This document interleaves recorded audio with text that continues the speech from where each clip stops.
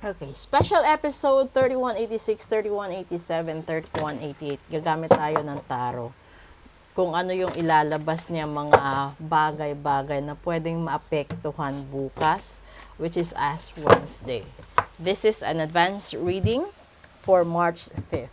Diba? Okay. Una.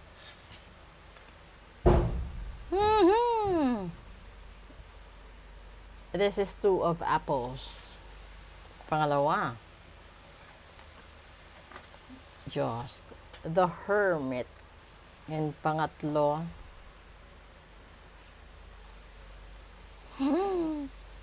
The Four of Swords.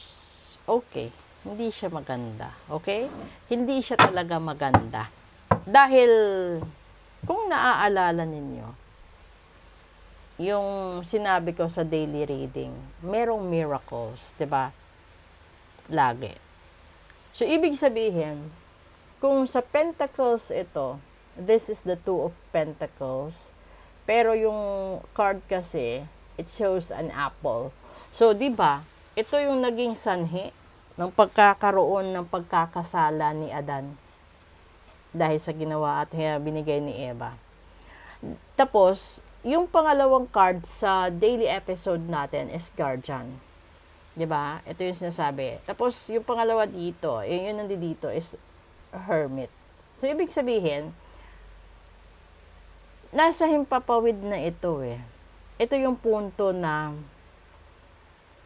nakaabang sa'yo yung mga anghel de la guardia mo, ancestors mo, mga loved ones na wala na sa mundong ibabaw. Ito na sila, nagbibigay sila sa iyo ng warning, pero hindi mo pinapansin. At ito na yun, kinahinatnan. The Four of Swords is kapag hindi mo inaksyonan, magpapahinga ka talaga.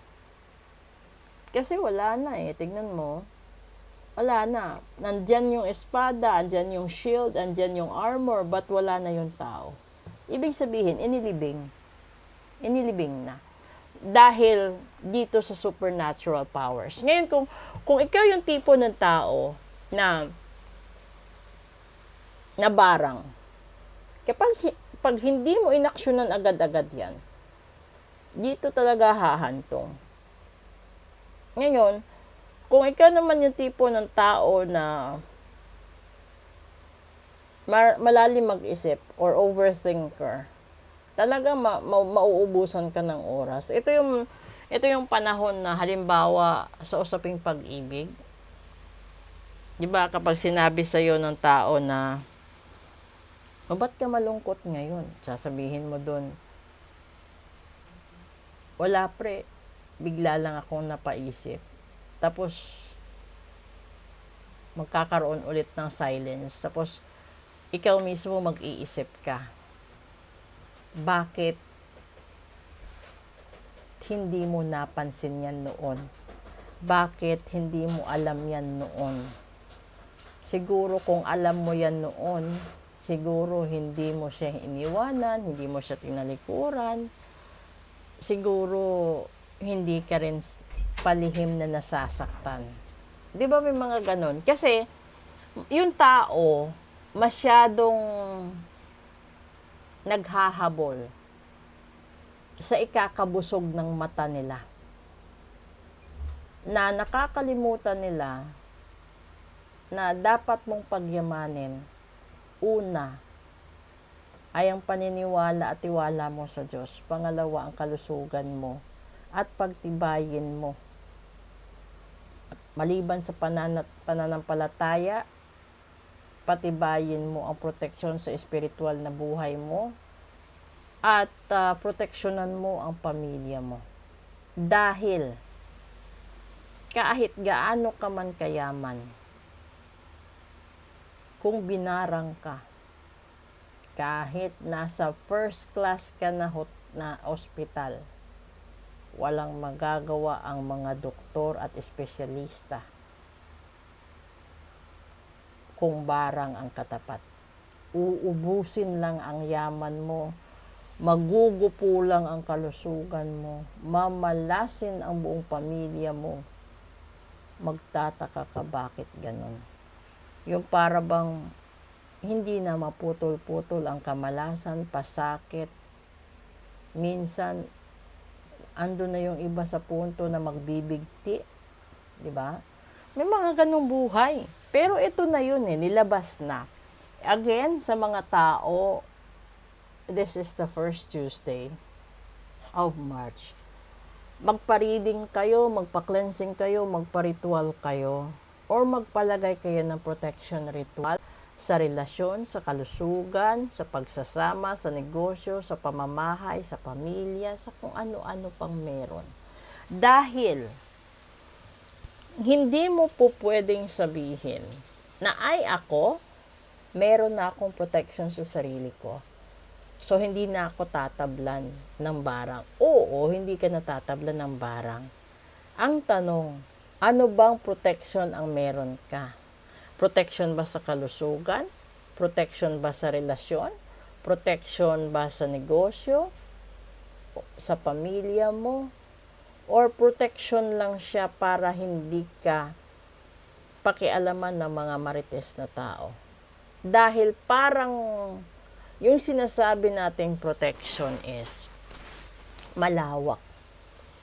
Ando doon yung protection mo sa pag-ibig, sa kalusugan, sa negosyo, sa trabaho, protection sa relasyon, protection mo sa mga anak mo, protection sa mga magulang mo, protection sa mga kapatid mo. Subukan mo, kasi minsan merong iba, wala bang package deal? Di ba? Lahat na members of the family, minsan lang magkaroon ng pareho ang sukat ng damit at saka yung mga slippers or shoes. Kaya hindi mo rin po pwedeng sabihin sa department store, pwede bang i-package deal lahat yan para lang makasave ka ng pera. Ganun din ang ritual. So, ibig sabihin, kung yung ritual kay Eva is para kay Eva, yung ritual para kay Adan, kay Adan.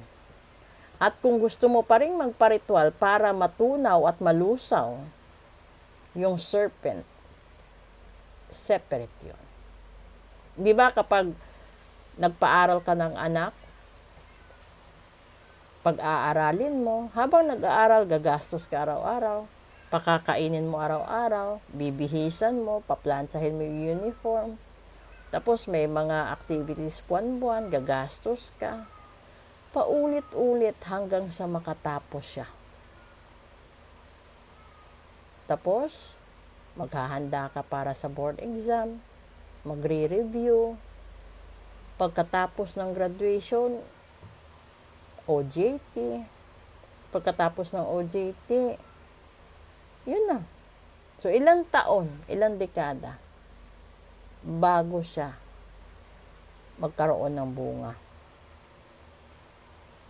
Lahat may process, lahat may expenses.